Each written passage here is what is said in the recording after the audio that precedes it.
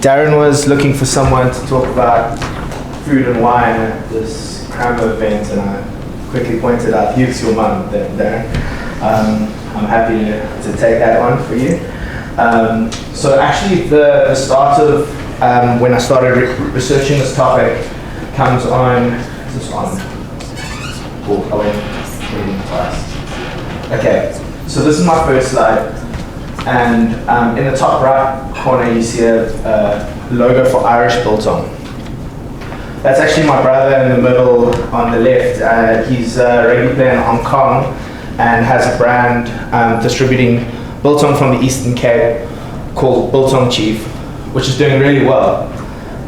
He then had there's this competitor, Irish Biltong, which is actually apparently doing quite well in Europe in certain places, and also is now entered into Hong Kong. And I guess his question was, is this fair? Can we do anything about this?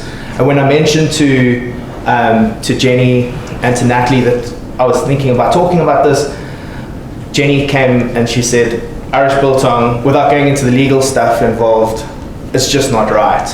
And so hopefully that's a question we'll ask at the end of this presentation, and we can go back to it. But that's what I want you to come back to. Hopefully we're going to unpack the legal stuff, and we can make a decision together whether it's right or not. So we're going to be talking about geographical indications, and most of you will be familiar of that when champagne, port, sherry, all in the late 90s, we were told we weren't allowed to use, South Africans, we weren't allowed to use those indications anymore because they indicated the origin of the goods, which in those circumstances definitely wasn't South Africa. So I'm taking you on a trip from Paris to Postmansberg, from Champagne to Carlsdorp, and that we're going to discuss origin. Darren actually asked me to point out that if a Crammer event is not held within 5 kilometers of Crammerville, it's actually, you're not allowed to call it that. It's apparently a sparkling legal conference. So I need to push this button harder, I think. Okay. The Parisian origins of geographical indications come from a concept that the wine drinkers in the room will be familiar with called terroir. And I put the definition there, the top one. Basically, it's the combination of soil, climate, and sunlight that gives wine grapes their distinctive character, and that ties back to that specific origin. And then secondly, it's a multifaceted notion, and what it does, it attaches an intangible yet measurable value to the geographical origin of the goods. So we all know that you can't, a wine that comes from the Hillman-Arder Valley just outside of Hermanus, even if you plant the exact same grapes in Stellenbosch, it will taste completely different, and that is because of terroir. And a friend of mine is a winemaker. He describes this as the liquid fingerprint of the goods, and that ties you right back to the soil. So some of the key terminology, we've got indications of source, which is at its most general, that this is a South African product, or this is from the Karoo. A geographical indication is an indication that a good specifically originates from a territory, and that territory has a quality or reputation attributable to the origin. And then we've got appellations of origin. So hopefully all appellations of origin are geographical indications. All geographical indications, and both of them are indications of source. Appellations of origin take it one further, and I'll explain that with the example of French wines. So at the top we've got Vin de France, and that's the indication of source. It simply describes that it's from France. Secondly, we've got the GI, and that's, you see it's indication géographique protégée. I was only in France for a week and a half, that means geographical indications, and that it comes from a specific region. So that could be, actually I'm using the example of Sancerre on the left, and that's in the Loire region. So it's just saying it's from that region. But the appellation, the origin in this example is quite an interesting one that was actually news to me until not so long ago, that you'll see on these bottles, it says Sancerre, it doesn't say Sauvignon Blanc, but actually all Sancerre whites are Sauvignon Blancs, and they're made in a Sancerre style. And all Sancerre reds are Pinot Noirs, and they're also made in a very specific style. And winemakers have to subscribe to the rules to be able to make it. This is a very wordy slide. I actually put this one in case I got any really difficult questions right at the end. And then maybe I could go back to my notes. But basically it describes the ways of protecting a good geographical indication. At the top, unlawful competition. That's at its sort of foundation. If you are describing something in a misleading way that is from an origin that is not, it can be unlawful competition, or you passing it off as though it's from another region. Then we have protection through collective and certification trademarks, which I'm going to touch on just now. Administrative schemes for protection. An example I give here is that the Wine and Spirit Board in South Africa has, they indicate origin by, and they've got specific rules, and that is enacted through the Liquor Products Act. And then due to the TRIPS agreement that I think was 94, some countries have specific actual specific geographical indication protection.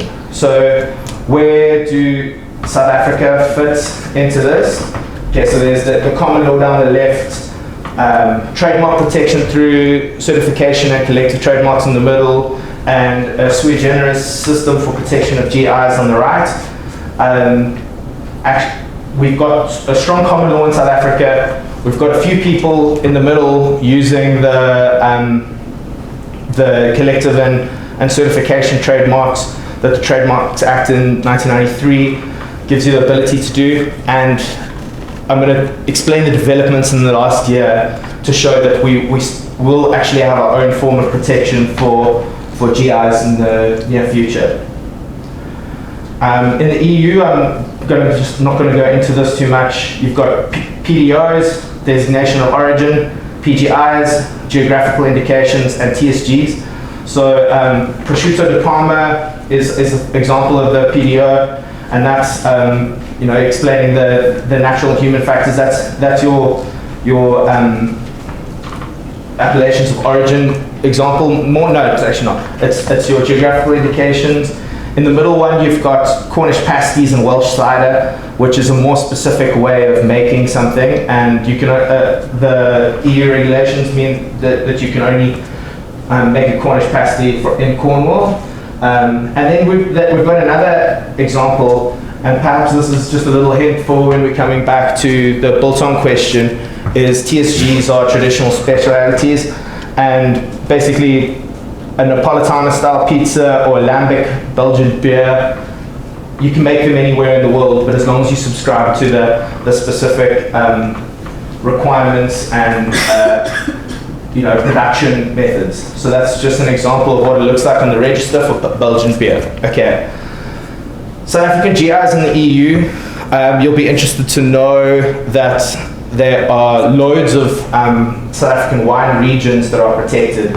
Hundreds, a couple of hundred of them, even down to Breda River and places or Botrophy or wherever you think that they might be able to make wine, they've got protection for that region in the EU, which is quite surprising actually. And then on the food and agricultural products, we literally just have three, and it's rooibos tea, it's honeybush tea, and it's the certified Karoo meat of origin that is protected there.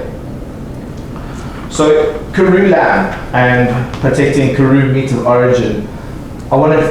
This is where a lot of the developments have come in the last year that make this quite interesting.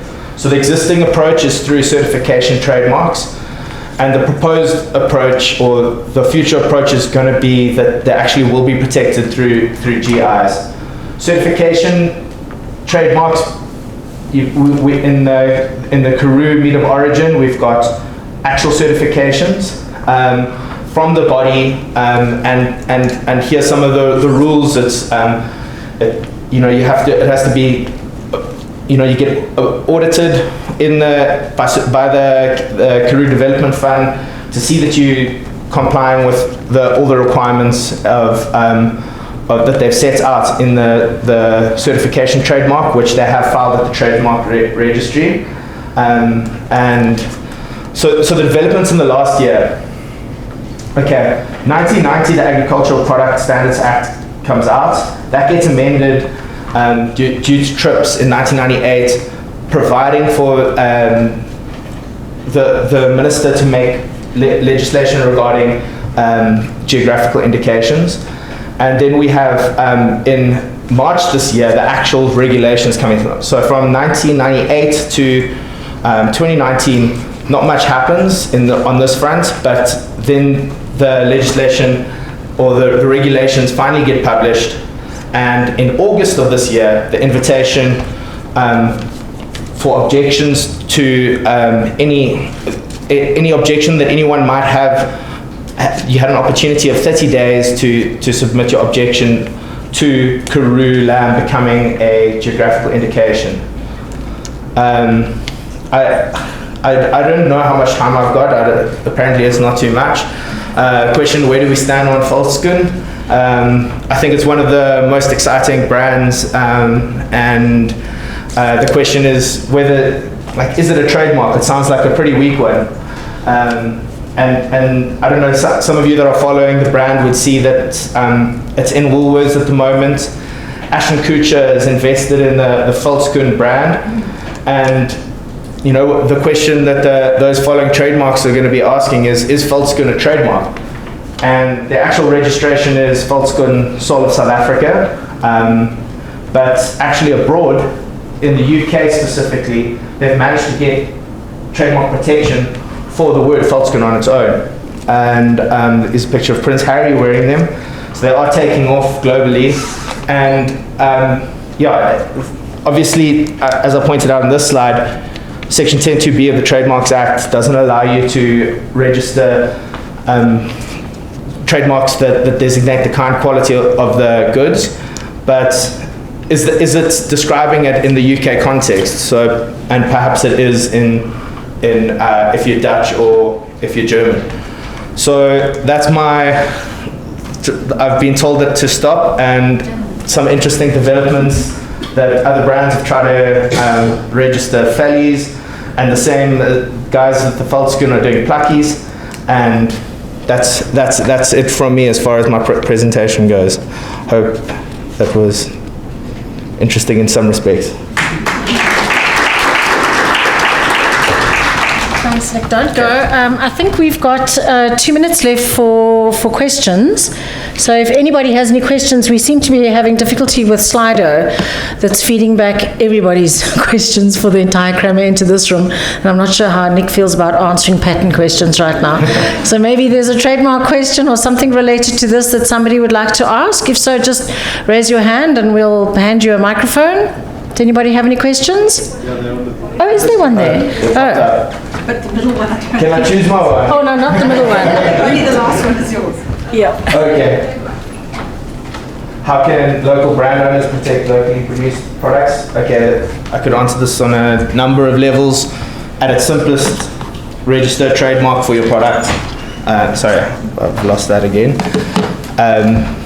Obviously, registering a trademark for your products is the most efficient way of protecting your brand. I think as soon as we start going to move on to topics of origin, it gets a little bit more complicated, and I'm reluctant to rehash some of my earlier slides at this stage.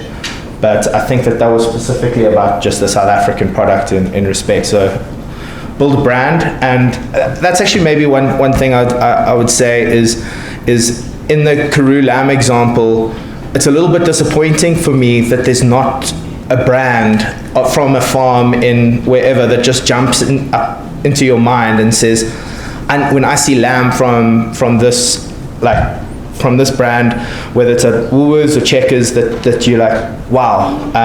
And you can get that you can get to that stage by creating a strong trademark, and then also, advertising and marketing your brand. So I think there's an opportunity for a lamb or a biltong manufacturer to really jump out and take ownership of the space. Thank you. Thanks, Nick. Put your running shoes on if you want to move.